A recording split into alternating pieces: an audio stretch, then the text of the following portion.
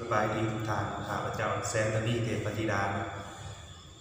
ปัจจุบันนี้เป็นพนักงานประจำบริษัทเอกชนแห่งหนึ่งเนาะและก็ยังเป็นนักธุรกิจของบริษัทซักเซ็ตมอลมื้อนี้ข้าพเจ้าจะมาแบ่งปันเกี่ยวกับแผนการตลาดแผนการรายได้ของบริษัทซักเซ็ตมอลว่า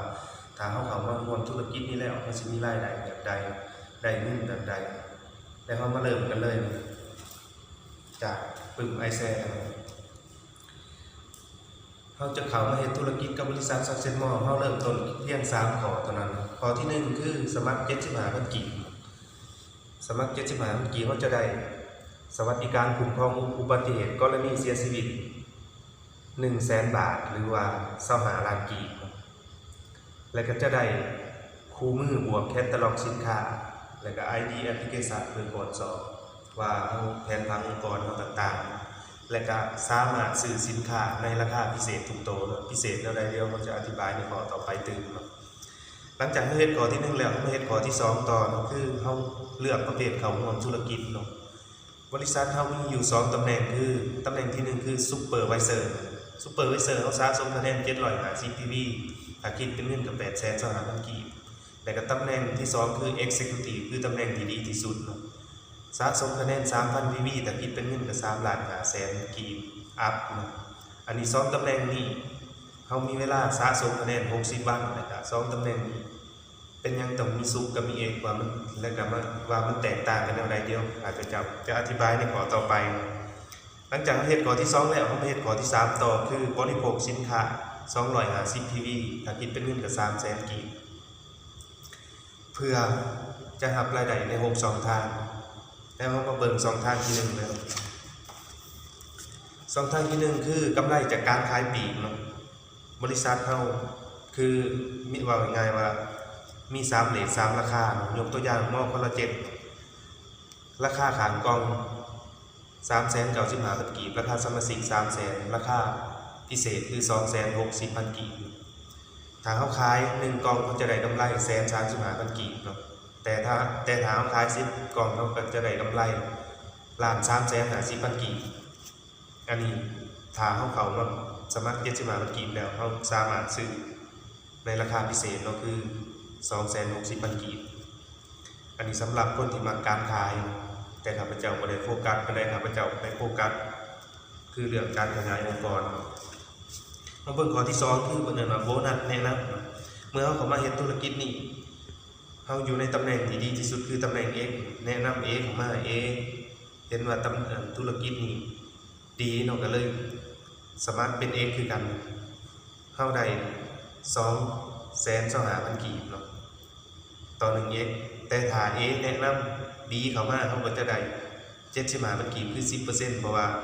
เฮากับ B บ่ได้รู้จักกันแต่ A เป็นคนแนะนำแต่ว่าเฮายังได้เปอร์เซ็นต์นำแต่ถ้าเฮาเป็นซุปเฮาสิได้แต่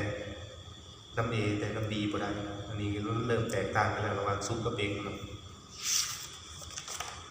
เขามาเบิ่งข้อที่3ต่อข้อที่3คือโบนัสปั่นดาวโบนัสปั่นดาวก่อนที่เขาจะเป็นดาวได้ก่อนที่จะปั่นดาวได้เขาต้องเป็นดาวก่อนเมื่อเขาเป็นดาวแล้วเขามาซอยให้มีสายมีครัวเมื่อมีสายมีครัวมีรายได้450,000 กีบบริษัทก็จะจ่ายเขา450,000 กีบง่ายๆวินแฟร์แล้วพอนี่ถ้าเขาซอยลายแห่งใดลายพอนี่ว่าง่ายๆว่าสามารถปั่นดาวโดยบ่จำกัดสามารถปั่นหลายๆดาวได้หลังจากข้อนี้แล้วเราเบิ่งข้อที่4ต่อเราคือไซเคิลโบนัสเนาะ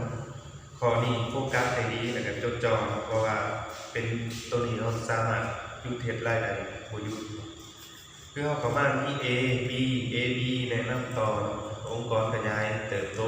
เป็นเรื่อยๆขานึงขึ้นมาคะแนนปัญหาอีกครั้งนึงขึ้นมา 2,250 คะแนนนับเป็น1ห้องถ้าเขาเป็นซุปบริษัทถ้าเขาเป็นซุปบริษัทจ่าย150,000ถ้าเป็น X บริษัทจ่าย180,000ถ้า10ห้องถ้าเป็นซุปบริษัทจ่าย1,500,000ถ้าเป็น X บริษัทจ่าย1,800,000แต่ถ้า100ห้อง18 ล้านตำแหน่ง X ถ้าเป็นซุปก็15 ล้านถ้า1,000 ห้องก็180 ล้านถ้าเป็นซุปก็150 ล้านแต่บริษัทจ่ายสูงสุดคือ 1,600 ห้อง1,600 ห้องถ้าคิดเป็นเงินก็288 ล้าน ห ลังจากเขาเห็นข้อนี้แล้วเขายังมีรายได้ในข้อที่หาต่อคือแม็กซิมโบนัสเมื่อเข้ากับมาแล้วแนะนำ A เดินมาลูก A แนะนำ B เดินมาลาน B แนะนำ C เดินมาเลน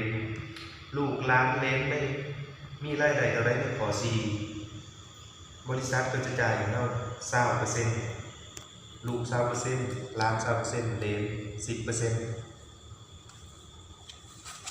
แล้วก็ข้อสุดท้ายเนาะข้อสุดท้ายคือเขาขึ้นตำแหน่งบริษัทเขาจะมีตำแหน่งไดมอนด์เนาะแล้วก็ขึ้นครับทั้งเวทีเลยก็เดินวันทามโบนัส 200,000 บาทหรือว่า50 ล้านกีบตำแหน่งสูงสุดคือโรเยอร์ไดมอนด์ขึ้นครับอยู่ทั้งเวที10 ล้านบาทแล้วก็รวมวันทามโบนัสเป็น19 ล้าน19 ล้าน 700,000 บาทสำหรับข้อมูลแผนการตลาดของข้าพเจ้าวันนี้ครับมีเพียงสำนีถ้าท่านใดสนใจหรือว่าอยากให้คำติชมสามารถเขียนลิงก์ทางด้านล่างได้เลยครับฝากถามมาก็ฝากติดตามฝากแชร์ฝากไลค์เนาะขอขอบใจ